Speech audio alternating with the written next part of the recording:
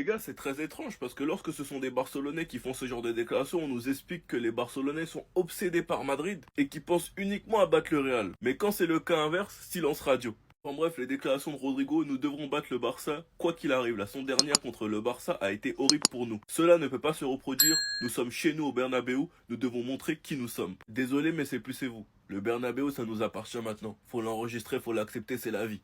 Quand tu arrives à Madrid, la première chose dont tu rêves, c'est de marquer contre Barcelone et de gagner la Ligue des Champions. C'est ce que j'ai toujours eu en tête, et à chaque Classico, j'imagine marquer un but contre eux. En soi, les gars, les déclarations, elles ont rien de choquant, c'est normal. Mais si on doit écouter le raisonnement et la logique de certains Madrilènes, on devrait dire « Ah mais Rodrigo, il pense trop au Barça, on est trop dans sa tête ». En bref, Marca explique que Lamine devrait être disponible pour le Classico, et notre source confirme, Lamine Yamal récupère très bien et espère revenir le plus rapidement possible. Il pourra être disponible contre Girona et avoir quelques minutes, il sera présent pour le Classico. On sait tous que le plan c'est qu'il joue quelques minutes contre Girona, qu'ensuite il soit titulaire contre Olympiakos, et du coup ça voudrait dire qu'il sera titulaire contre le Real. Si tout se passe bien. Beaucoup de Madrilènes sont confiés à cause du résultat contre Séville ou bien même contre le PSG, mais attention, vous jugez un Barça qui avait beaucoup d'absents. Enfin bref, sinon vous les gars vous en pensez quoi? Ramenez-vous sur cette impatience, on s'ennuie.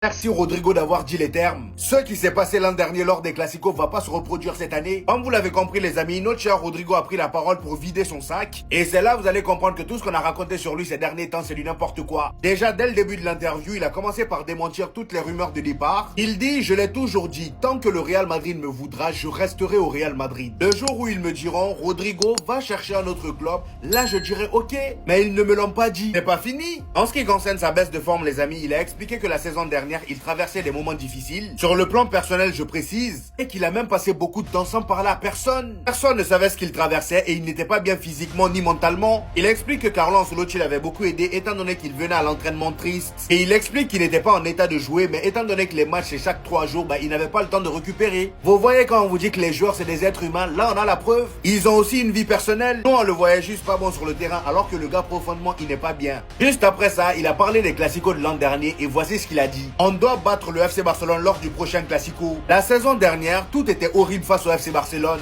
Cette fois-ci, nous serons au Santiago Bernabéu et nous allons montrer qui nous sommes réellement. On attend que ça, mon cher Rodrigo, dis-leur. D'autant plus qu'en ce début de saison, on voit que le football a du mal à redémarrer. Vous voyez ce que je veux dire? On se fera un malin plaisir de les chicoter comme Séville. Mes frères barcelonais, il a encore temps de devenir madrilène. Venez à nous, en bon entendeur. Salut. Les gars, les Madrilènes, ils ont tellement souffert contre le Barça la saison passée que là, ils pensent déjà à battre le Barça. Il n'y a que ça dans leur tête. Le match, il est à la fin du mois. Là, il y a les sélections. Au lieu de parler du Brésil, ils trouvent qu'une chose, c'est parler du Barça. Il faut gagner le Barça au Classico cette saison. Il faut montrer qui on est, bien planifié, bien planifié pour les battre quoi qu'il arrive. On est chez nous. Mon gars, Rodrigo, déjà essaie de te battre pour avoir une place de titulaire. Déjà, à la base, c'est à ça que tu dois penser, à toi-même, au lieu de penser au Barça.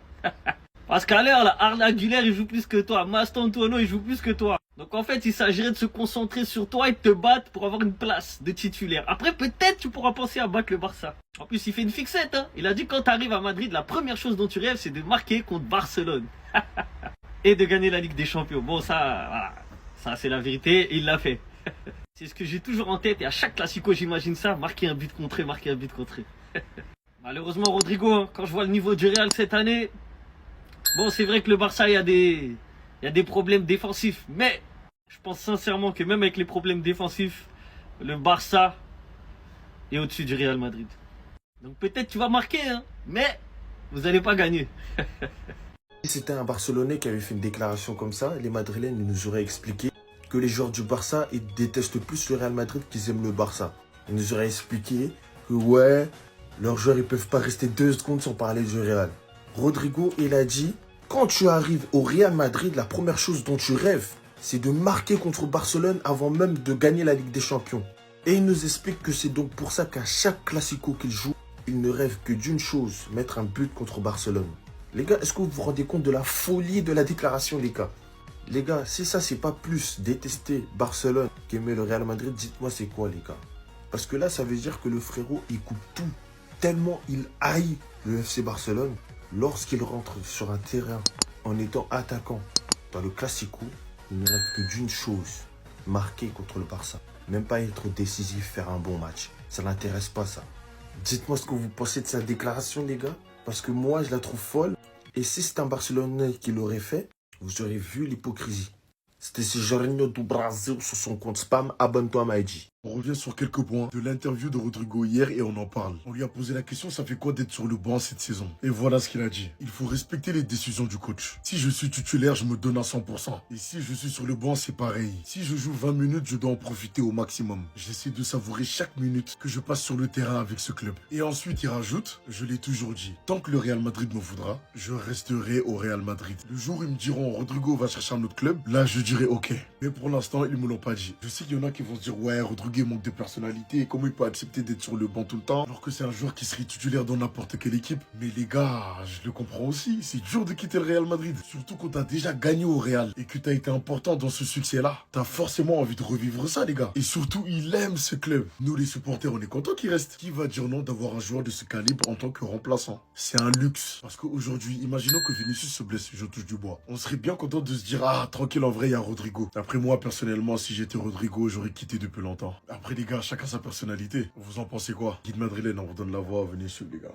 Rodrigo s'est fait interviewer cette nuit, mais je crois qu'on est sur l'interview la plus mensongère de l'histoire du football. Mensonge numéro 1. Kylian Mbappé, on s'entend très bien sur le terrain. Ah ouais? Je sais pas c'est à quel moment vous vous entendez bien, hein, parce que toi t'es remplaçant, lui il joue. Donc ça doit sûrement être à l'entraînement, c'est ça? Alors comment t'expliques que la semaine dernière, quand ça a voulu le mettre dans l'équipe des Dossards, là où t'étais, il a commencé à râler, à baisser la tête, à bouder. À la limite, c'est ton ami du tort. Sur le carré vert, à part commenter tous ses posts, il se passerait entre vous. Hein. Mensonge numéro 2. Quand Xabi est arrivé, il m'a appelé pour dire, je sais que tu préfères jouer à gauche, mais j'ai besoin de toi à d'autres postes. Je lui ai dit, d'accord coach, je suis là pour aider l'équipe. Tiens, qu'est-ce que je retrouve? Il y a un mois de ça, il refuse catégoriquement de jouer à droite. Et comme c'est bizarre, depuis on l'a plus jamais revu à droite. Même une entrée à droite, il a pas fait. De plus, tu oses nous dire, j'aime bien le temps de jeu que j'ai. Alors y a quoi? Pourquoi tu jettes ce maillot, Rodrigo? Mensonge numéro 3. Le jour où ils me diront Rodrigo va chercher un autre club, je dirai ok, mais ils ne me l'ont pas dit. Rodrigo, nous on t'avait mis sur le marché des transferts. Rappelle-toi, tu voulais qu'on augmente ton salaire. Sauf que forcément, Papiniere il a refusé. Mais toi, qu'est-ce que t'as fait? Tu nous as boycotté pendant 1 mois et demi, 2 mois, sous prétexte que t'avais de la fièvre, d'un rhume, de la morvonnée ou je ne sais quoi. Et cette fois-ci, pour le coup, on t'a proposé à tous les clubs possibles et imaginables. Jusqu'à ce que toi et ton papa, vous avez tout fait pour partir. Sauf qu'avec des 0 buts en 6 mois, forcément, même des clubs de seconde zone, bah c'était diète. Cadeau, mensonge numéro 767. Il est en train de nous avouer qu'il était en burn-out,